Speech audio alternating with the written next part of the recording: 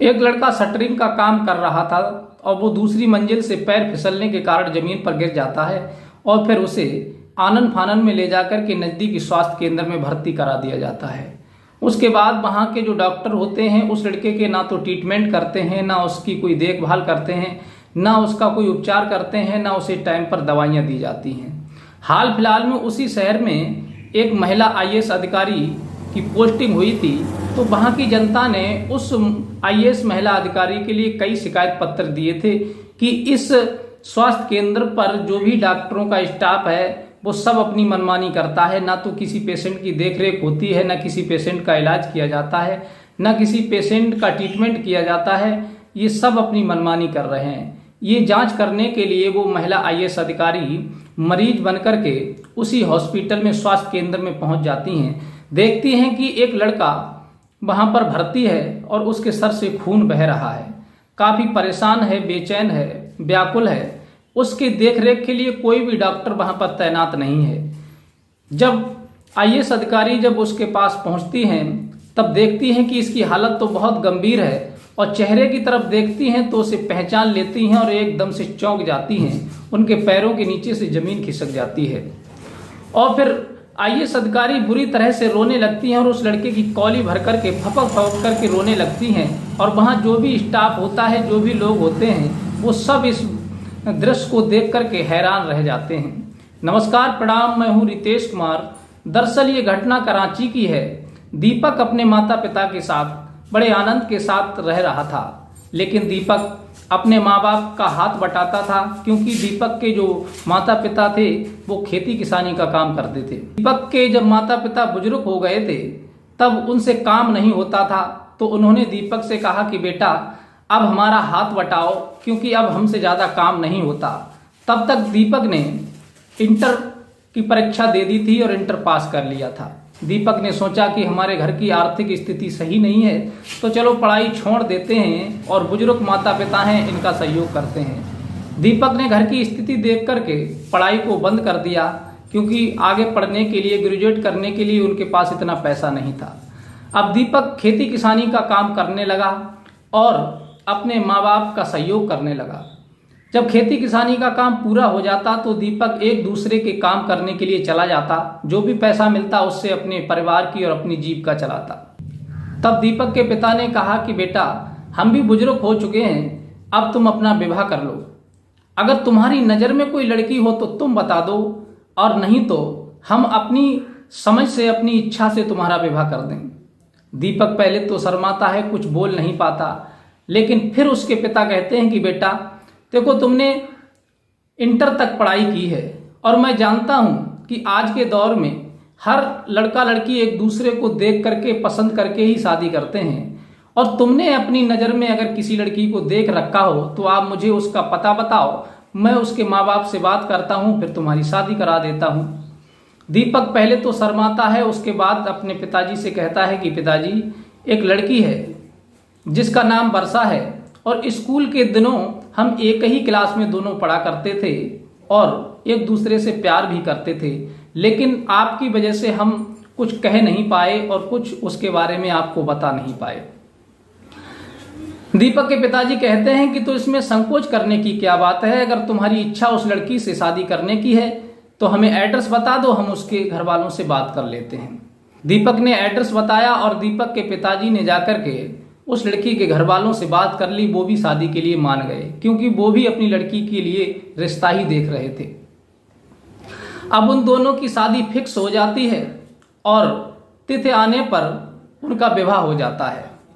और विवाह होने के बाद जब अच्छी तरह से हिंदू रीति रिवाज से विवाह करने के बाद वो लड़की दीपक के घर में आती है, वर्षा, और फिर पहली रात सुहाग रात की होती है, तभी दीपक के जो दोस्त होते हैं वो सभी उसके घर आ जाते हैं और कहते हैं कि दीपक भाई तुमने शादी कर ली और आज तुम्हारी सुहागरात है और तुम हमें कुछ पार्टी नहीं कराओगे। अरे तुम तो बड़े स्वार्थी निकले। विवाह होने के बाद क्या ये सुहागरात रोज रोज मनाई जाती है? क्या विवाह रोज किया जाता है? अरे हम तुमसे कुछ मांग थोड़ा ही रहे हैं, केवल पार्टी दे दो, बस इतना ही है। दीपक कहता है कि कोई बात नहीं, तुम हमारे सभी बचपन के दोस्त हो, अगर तुम पार्टी की कह रहे हो तो चलो, जो कुछ खाना पीना है मैं तुम्हें खिलाऊंगा पिलाऊंगा। अब दीपक अपने दोस्तों के साथ बाहर चला जाता है। इधर दीपक की पत्नी कमरे में बैठी हुई दीपक का इंतजार करती है कि कब वो आए, क्योंकि पहली रात थी सुहागरात वाली। दीपक अपने दोस्तों के साथ जाता है और उसके दोस्त जो हैं बियर पीते हैं, कोई पेप्सी पीता है। इस प्रकार से खाना दाना चलता रहता है। दीपक अपने दोस्तों को पार्टी कराने के बाद नशे में था और लौट करके जब घर आया तो अपने चचेरे भैया भाभी के कमरे में जाकर के लेट गया और लेटते ही नशे में था वो सो गया। वो ये भी भूल गया कि आज हमारी सुहागरात है, क्योंकि उसके जो चचेरे भाई का घर और उसका एक ही घर था, केवल अपने अपने कमरे बटे हुए थे। इधर दीपक अपने भैया भाभी के कमरे में सो गया। उसके भैया भाभी ने सोचा कि पता नहीं दीपक को आज क्या हो गया, वैसे तो ये कभी दारू नहीं पीता था, आज शायद इसके दोस्तों ने इसे पिला दी होगी, इस वजह से ये नशे में है, चलो कोई बात नहीं, सो जाने दो। इधर दीपक की पत्नी इंतजार कर रही थी कमरे में बैठी हुई कि कब आए और कब हम अपनी जिंदगी की शुरुआत करें, आज पहली रात है। इधर तो वो इंतजार करते करते परेशान हो गई। रात्रि के 1 बजे दीपक की पत्नी ने सोचा कि देखूं कि आखिर 1 बज चुका है, अभी ये कमरे में नहीं आए हैं तो हैं कहाँ। दीपक की पत्नी जब अपने रूम से निकल करके जब जाती है तो दीपक के जो भैया भाभी का कमरा होता है उसमें झांक करके देखती है तो दीपक उन्हीं के बेड पर सो रहा था। ये देख करके दीपक की जो पत्नी थी वर्षा, उसके दिमाग में ये फिक्स बैठ जाता है कि इनका अफेयर अपनी भाभी से चल रहा है, इसलिए मुझे छोड़ करके ये अपनी भाभी के कमरे में सो रहे हैं। तो वो बहुत ज़्यादा क्रोधित हो जाती है और लौट करके अपने कमरे में जाकर के सो जाती है। जैसे तैसे दिन निकलता है और दिन निकलने के बाद दीपक की आंख खुलती है तो वो एकदम से जागता है और एकदम से भागा कि अरे आज तो मेरी सुहागरात थी, मैं तो भूल ही गया, भैया भाभी के कमरे में सो गया। और वो अपनी पत्नी वर्षा के पास जाता है तो देखा कि वर्षा गुस्से में बैठी हुई थी। दीपक कहता है कि मुझे क्षमा कर दो, मैं तो भूल ही गया था कि आज हमारी सुहागरात थी। वर्षा कहने लगी कि आज नहीं थी, कल का दिन था, कल की रात थी जो निकल चुकी है। अब तुम आए हो, मुझे पता चल गया तुम्हारी हकीकत के बारे में कि आखिर तुम रात कहाँ थे। दीपक कहता है कि ऐसी कोई बात नहीं, तुम्हें क्या पता चल गया कि मैं कहाँ था। वर्षा कहती है कि मैं समझ चुकी हूँ कि तुम मेरे पास क्यों नहीं आए थे, क्योंकि तुम्हारा अफेयर तुम्हारे भैया भाभी के साथ चल रहा है। ये बात सुनकर के दीपक को गुस्सा आ जाता है और दीपक उसमें 2 जड़ देता है कि तू हमारे भैया भाभी पर और हम पर झूठा आरोप लगा रही है। अरे मेरे दोस्तों ने पार्टी की थी और उन्होंने मुझे जबरदस्ती धोखे में दारू पिला दी और मुझे नशा हो गया और फिर मैं भैया भाभी के कमरे में जाकर के लेट गया, ये भूल गया कि आज मेरी सुहागरात है और मैं वहीं सो गया और तुम हमारे ऊपर आरोप लगा रही हो। उन दोनों के बीच में विवाद बढ़ जाता है। धीरे धीरे इसी प्रकार से विवाद चलता रहता है। दीपक समझाने की बहुत कोशिश करता है कि देखो ऐसी कोई बात नहीं है, तुम्हारे अंदर गलत फहमी है, वो मेरे भैया भाभी हैं, मैं उनके प्रति ऐसे बातें नहीं सुन सकता। लेकिन वर्षा ने आंखों से देखा था कि दीपक उनके कमरे में लेटा हुआ है, फिर वो विश्वास करती तो करती कैसे। इधर दोनों के बीच में विवाद बढ़ता चला जाता है। वर्षा उस बारे में कुछ कहती है तो दीपक चिढ़ जाता है और जब दीपक को गुस्सा आ जाता है तो दीपक अपनी पत्नी वर्षा की बहुत मार लगा देता है। उसे जब मारता तोड़ता है, गाली गलौज देता है तो परेशान होकर के वर्षा ने अपने मायके वालों को सारी हकीकत बता दी कि वो मुझसे इसीलिए प्यार नहीं करते क्योंकि उनका अफेयर उनके भैया भाभी से चल रहा है। ये सुनकर के वर्षा के घर वाले आते हैं, उसके भाई और पिता आते हैं और वर्षा को अपने घर बुला करके ले जाते हैं। इधर वर्षा जब अपने मायके चली जाती है तो वो ये सोचती है कि दीपक हमको बुलाने आएगा तब हम उसके साथ जाएंगे, और दीपक इधर ये दिमाग में अपने सोच रहा था कि वो जैसे गई है अपने आप से वैसे ही लौट करके आ जाएगी, तब हम उसे रखेंगे। दोनों के अंदर अपने अपने विचार थे। इधर ना तो दीपक उसे बुलाने गया और ना वर्षा स्वयं से दीपक के पास आई। रहते रहते लगभग 2 सालें बीत जाती हैं और वर्षा अपने मायके में रह करके, क्योंकि पहले ग्रेजुएट करी हुई थी, वो पढ़ी हुई थी, लेकिन मायके में जब अपने पति से नाराज होकर के चली गई तो उसने अपनी पढ़ाई जारी रखी और यूपीएससी की तैयारी करनी शुरू कर दी थी। उधर तो वो तैयारियां कर रही थी, लेकिन उसके दिल में एक विचार ये भी आ रहा था कि दीपक किसी तरह से मुझे बुलाने आ जाए तो मैं उसके साथ चली जाऊं। इधर ना तो दीपक उसे बुलाने गया और ना वो स्वयं से आई। लगभग धीरे धीरे 4 सालें बीत जाती हैं। 4 सालों के बाद में उन दोनों के बीच में विवाद और बढ़ जाता है और फिर तलाक हो जाता है। तलाक होने के बाद में इधर तो वो अपनी यूपीएससी की तैयारी करते करते एक दिन आईएएस अधिकारी बन जाती है और इधर दीपक अपने घर रहने लगता है। उसके माँ बाप गुजर जाते हैं, फिर घर में अकेला रह जाता है, फिर कोई नहीं बचता। अकेला दीपक है, माँ बाप पहले गुजर चुके हैं, पत्नी से तलाक हो चुका था। तब दीपक ने सोचा कि अब मैं करूं तो करूं क्या, अब मुझे कुछ काम करना चाहिए। तब दीपक एक ठेकेदार के साथ चला जाता है और शटरिंग का काम करने लगता है। दीपक 2 मंजिल पर शटरिंग बांध ही रहा था, तभी अचानक उसका पैर फिसल जाता है और वो जमीन पर गिर जाता है। और जमीन पर गिरकर और वो जैसे ही जमीन पर गिरता है उसका सर फूट जाता है, उसके सर से बहुत सारा खून बहने लगता है। तब जो काम कराने वाला ठेकेदार होता है उस दीपक को उठा करके नज़दीकी स्वास्थ्य केंद्र में भर्ती करा देता है, लेकिन वहाँ कोई भी डॉक्टर सुनवाई नहीं करता, ना तो उसका ट्रीटमेंट करता है, ना उसकी देखरेख करता है। वो जिस हालत में वहाँ तड़प रहा था उसी हालत में अन्य कई मरीज वहाँ पर पड़े हुए थे जो परेशान थे, चिल्ला रहे थे दर्द की वजह से, और उनसे की सर से खून भी बह रहा था। इधर जो आईएएस अधिकारी महिला बनी हुई थी, इनके यहाँ पर कई शिकायतें पहुँच गई थी कि यहाँ अस्पताल में किसी भी पेशेंट की अच्छे से केयर नहीं होती, ना तो देखभाल होती है, ना उनके लिए दवाइयाँ दी जाती हैं। सभी दवाइयाँ एक्सपायर दी जाती हैं। जो भी दवाइयाँ आती हैं वो सभी डॉक्टर लोग ब्लैक कर लेते हैं और मरीज परेशान रहते हैं। मरीजों की तरफ कोई ध्यान नहीं दिया जाता। तब वो एक मरीज बनकर के उसी हॉस्पिटल में पहुंच जाती हैं, स्वास्थ्य केंद्र में, तो देखती हैं कि वहां वास्तविक जैसा उन्होंने सुना था उससे बढ़कर के डॉक्टरों की लापरवाही थी। मरीज इधर उधर चिल्ला रहे थे, पड़े थे, ना तो उन्हें कोई देखने वाला था, ना कोई दवाई गोली देने वाला था, ना उनकी कोई केयर करने वाला था। अस्पताल के अंदर चिल्ला पुकार मची हुई थी। ये दृश्य देख करके वो बहुत ज़्यादा अचंभे में पड़ जाती हैं और जैसे ही आगे के लिए बढ़ती हैं तो उनकी नज़र उसी दीपक पर पड़ जाती है जो उनका तलाकशुदा पति होता है।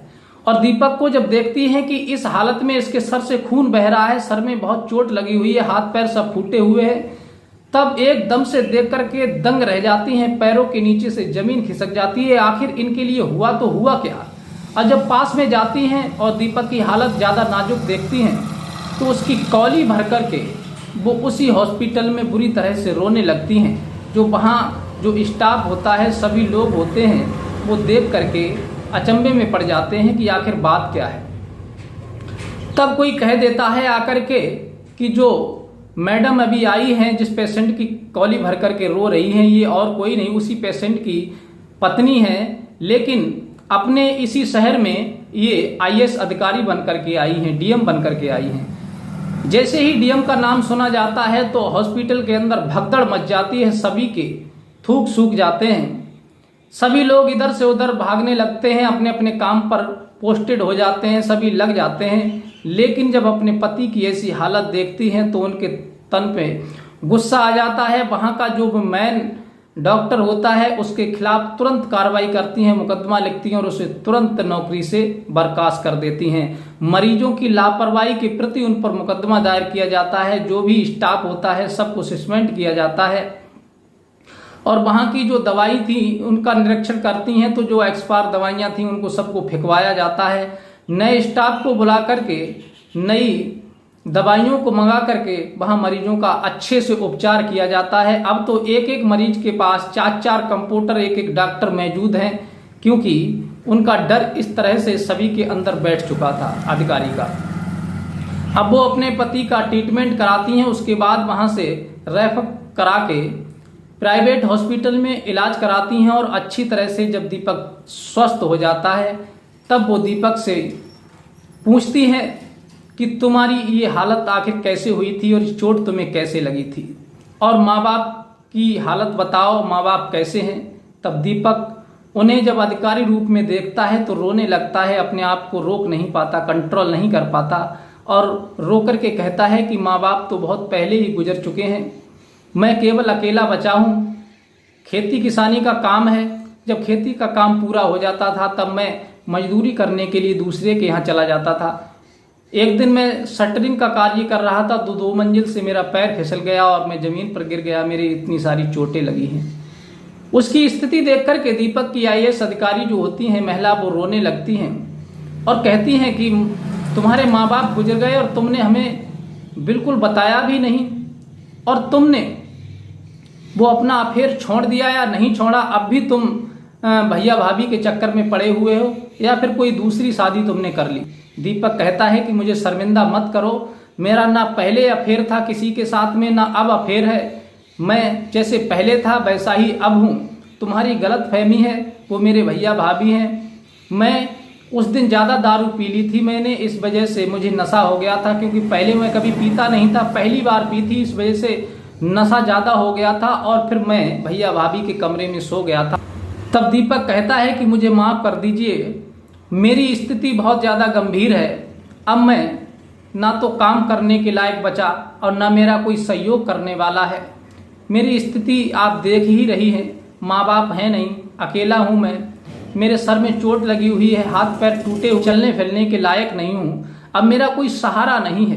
दीपक की आंखों से आंसू निकल रहे हैं, टपक रहे हैं और रो कर के अपनी पत्नी के लिए बता रहा है कि अगर तुम मेरा साथ दे दो तो मेरा जीवन सुधर सकता है, संभल सकता है और हम अपनी जिंदगी को दोबारा से शुरू कर सकते हैं। उस दीपक की दुख भरी बातों को सुनकर के जो वर्षा होती है, जो IAS अधिकारी, उनकी तलाकशुदा पत्नी दीपक की, वो उन्हें तरस आ जाता है और कहती हैं कि जो तुम्हारी इच्छा है वही हमारी इच्छा है, हम तुमसे भी दूर रहना नहीं चाहते, अब तुम्हें हम जल्दी से ठीक करा लेंगे और फिर घर जाकर के अपनी ज़िंदगी की शुरुआत करेंगे। 1 महीने तक लगातार उसका इलाज चलता है और वो पुनः स्वस्थ हो जाता है और वो IAS अधिकारी अपने पति दीपक को लेकर के मंदिर में पहुंचती हैं और भगवान को साक्षी मान करके पुनः अपने घर चली जाती हैं, घर को बसा लेती हैं और अपनी ज़िंदगी की शुरुआत करती हैं। तो साथियों, ये कहानी आपको कैसी लगी? अगर ये कहानी आपको अच्छी लगी हो तो अपनी राय हमें कमेंट में ज़रूर दें और मिलते हैं इसी प्रकार की कोई और सच्ची कहानी के साथ। तब तक के लिए नमस्कार।